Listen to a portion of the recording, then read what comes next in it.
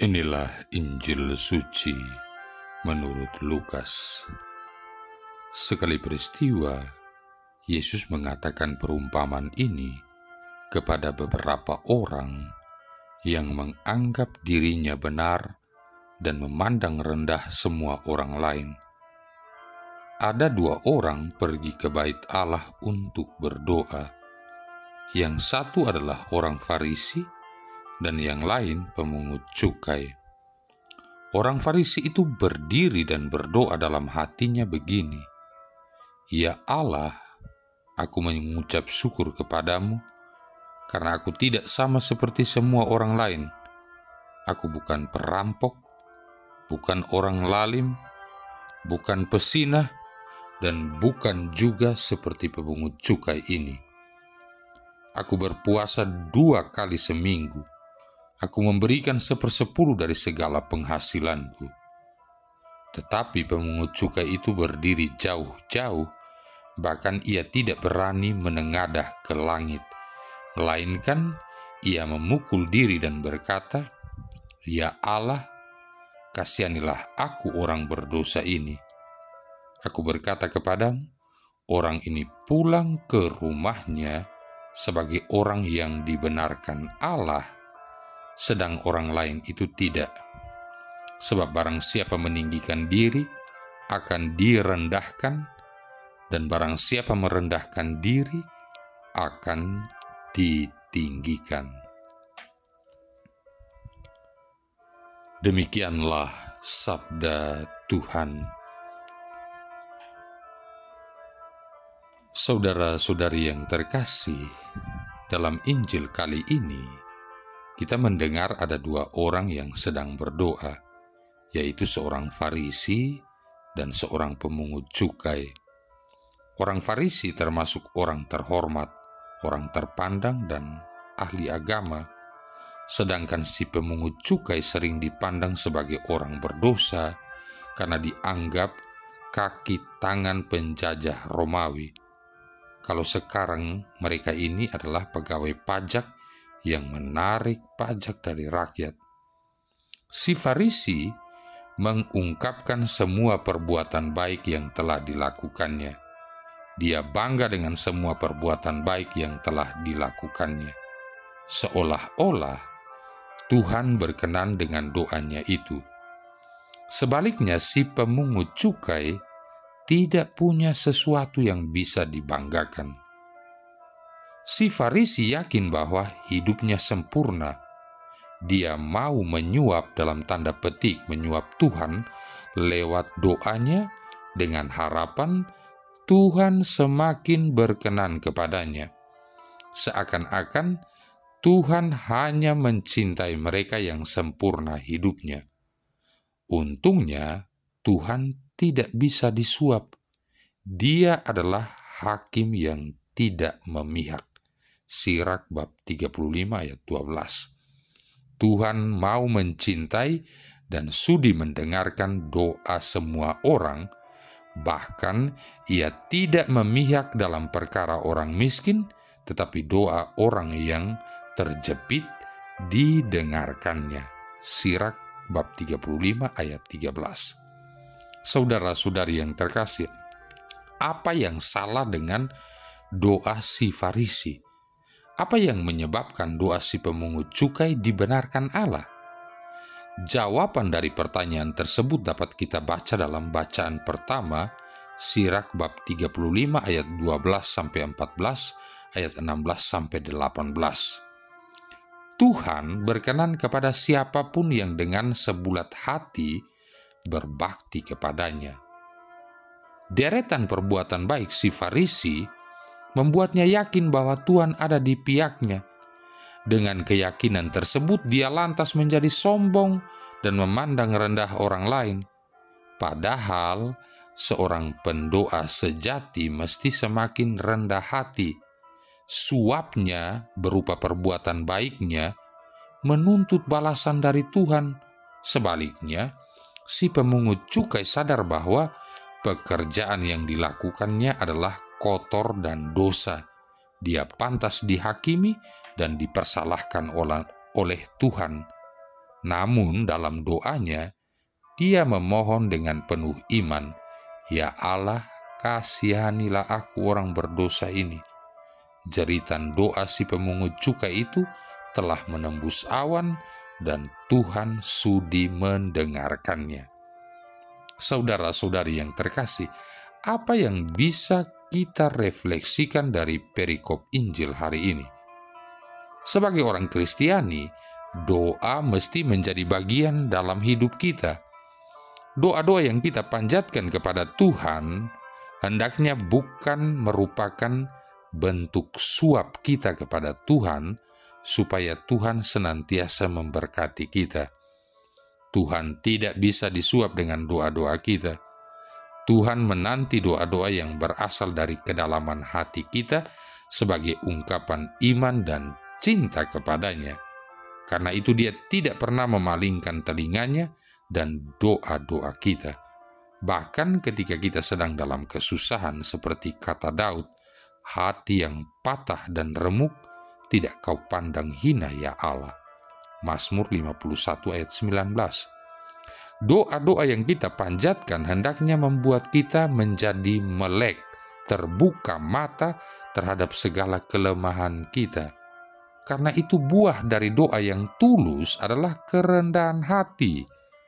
Mohon pengampunan adalah bentuk pertama dari doa permohonan. Itu ditemukan misalnya dalam doa pemungut cukai, "Ya Allah, kasihanilah aku orang berdosa ini."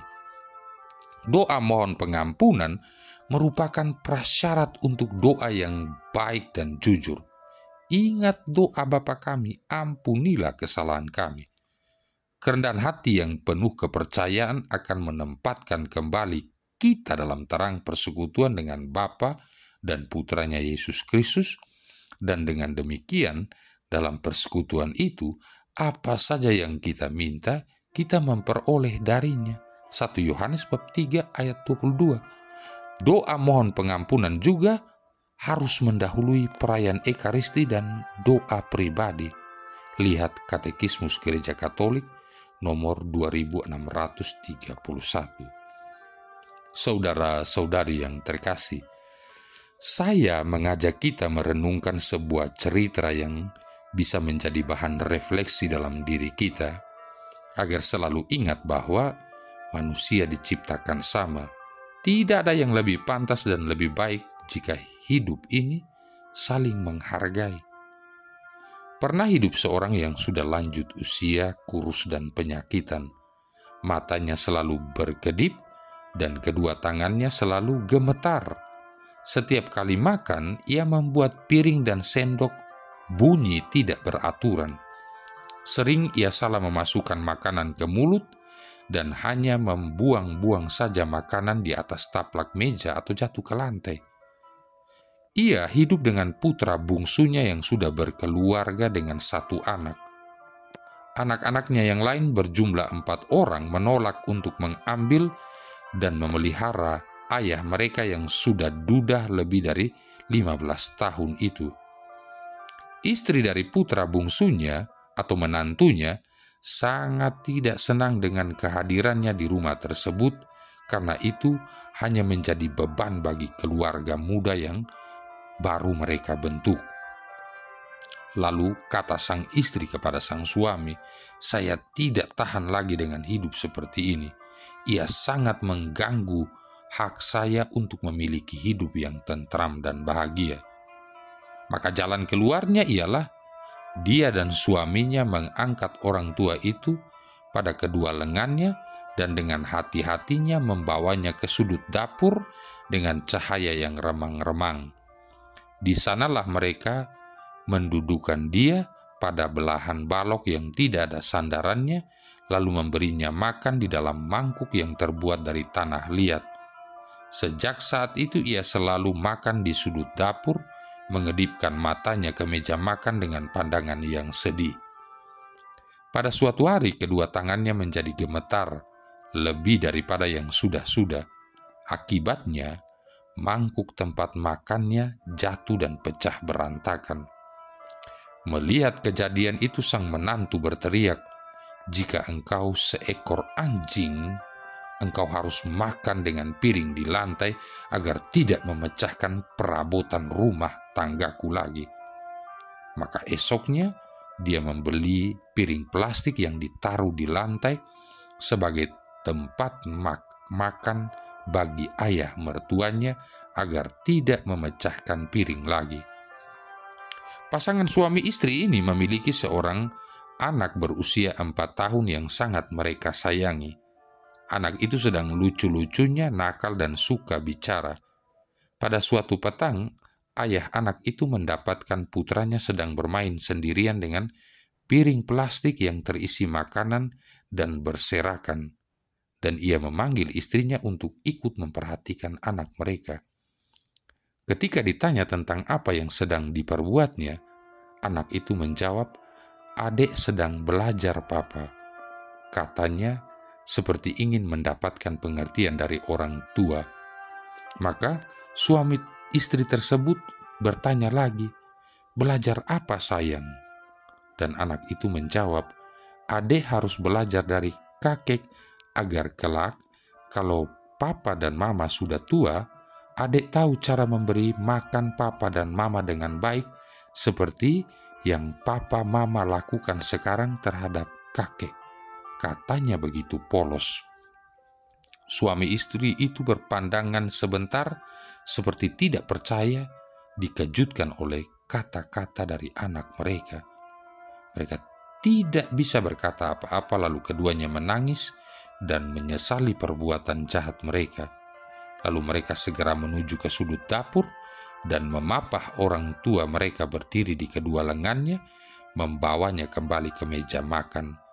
Mereka mendudukan dia di kursi yang empuk dan memberikannya makanan dalam piring yang pantas. Orang tua itu menikmati makanan dan menemukan kembali kekuatan dan kepuasan. Sejak saat itu tidak ada seorang pun memarahinya setiap kali ia membuat keributan, menumpahkan atau memecahkan sesuatu. Saudara-saudari yang terkasih, kisah ini mengingatkan kita akan dosa manusia karena merendahkan manusia yang lain. Dosa yang paling rusak itu sombong. Manusia pertama jatuh dalam dosa karena sombong. Menara Babel juga karena sombong. Lucifer juga karena sombong.